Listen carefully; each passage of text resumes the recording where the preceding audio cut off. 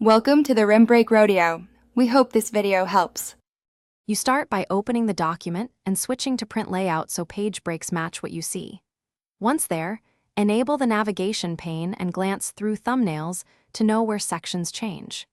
Then double-click any header or footer to enter edit mode. This is the action step. You do this because page numbers live in headers/footers. Entering edit mode exposes link to previous and section break behavior immediately. With headers open, choose Insert Page Number and pick Position and a simple format to start. Once placed, inspect header and footer tools and confirm link to previous is enabled where pages must continue numbering. This keeps numbers synchronized across sections.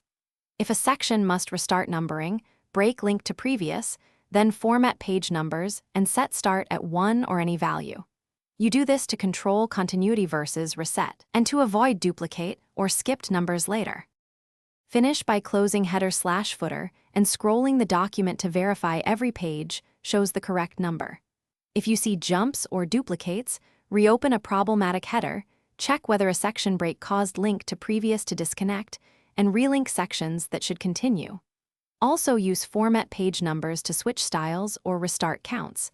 Fixing the wrong start value often resolves apparent errors. If nothing works, inspect.